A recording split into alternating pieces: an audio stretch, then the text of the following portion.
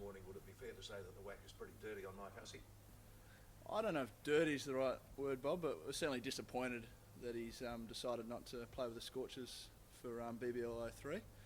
He's obviously, as shown in the IPL, he's still in really good form. His production's been really good, and we think with the squad we had, his experience, our young squad with lots of good players coming through, he would have been a fantastic person to have around the group.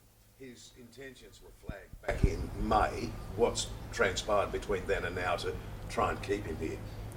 We've done everything we could to retain him. He was obviously very clear on our desire. Ultimately, it came down to a decision Mike's made on what he feels he wants to do with his playing career at this stage. So, we're very confident being able to tell all the Scorchers fans that we did everything we could to retain him. Is it a matter of money, or was there a personality issue going down?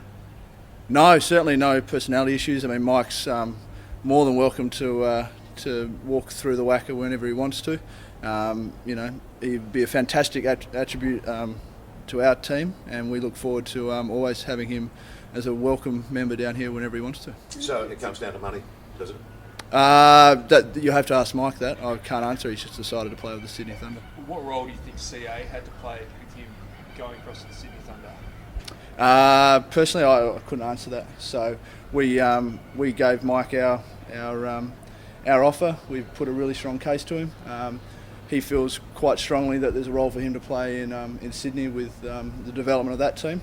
And we obviously felt that he had a really strong role to play with the development of the Perth Scorchers, and what really some wonderful young players coming through who are part of the Australian pathway, Australia A, with Pat Cummins, Ashton Agar, Mitch Marsh, players like that. Does this dent the confidence of the Wacker in terms of him signing for one day in Shield?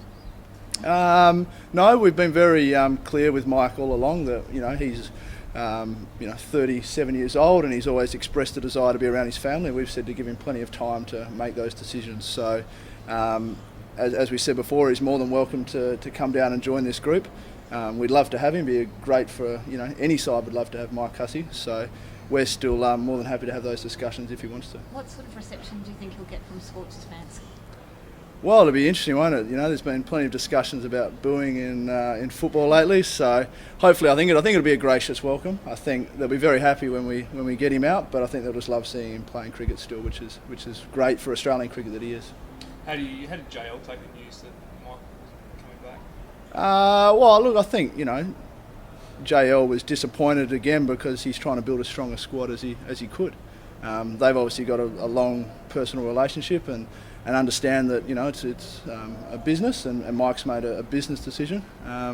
And from our point of view as a business, we would have loved to have him. But JL's very confident in the 8 guys we retained on contract, and we're looking forward to building on that. And he'll announce those guys on Thursday. I know it's a hard guy to replace, one of the best 2020 players in the world. But do you think there's the calibre of player out there, maybe international player, that can come in and play that role that Mike might have played? Well, I think we had a couple already signed. So if Mitch Marsh and Pat Cummins both didn't play for us last year, and Mike, in many ways, only played one game for us last year. So we're very confident we've put a group together that's made it to the final the last 2 years, and we're now looking at bringing Mitch Marsh and Pat Cummins back into that group, who played no games for us. So we're certainly confident we're replacing, Mike's production from last year. Just clarifying a point that Katie brought up, if he does play for the Thunder, that wouldn't necessarily shut the door on him playing limited overs or Shield cricket here?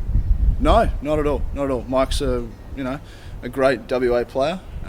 He's got a lot to offer Australian cricket. We've got a very young squad who could really do with having the experience of Mike around. So again, a decision for Mike to make. We've always been very respectful of where he's at with his career and the demands that he's got with family and other cricket commitments. So he's more than welcome to have those discussions if he chooses to do so. In terms of the general squad for Big Bash, obviously there's going to be announcements on Thursday, but yep. How are you placed, in terms of numbers that are locked away now?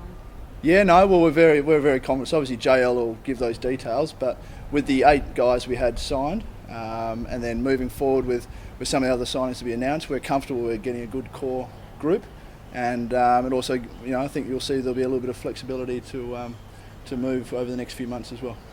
And just in terms of those international players coming in, is there much out there in the market at the moment?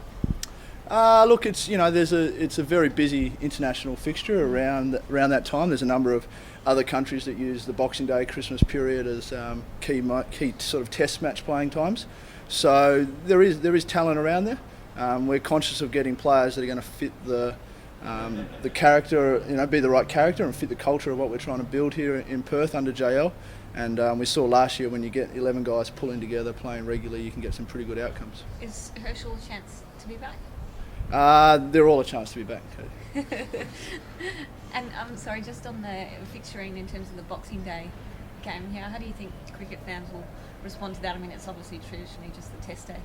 Yeah, I think it'd be great. I mean, I think there's lots of people at that time who have obviously got the day off and be with their families. I think the WACA's well set up to have them come and watch cricket and test match finishes and get down to the WACA and watch some exciting T20. So I think it's just a good opportunity for WA.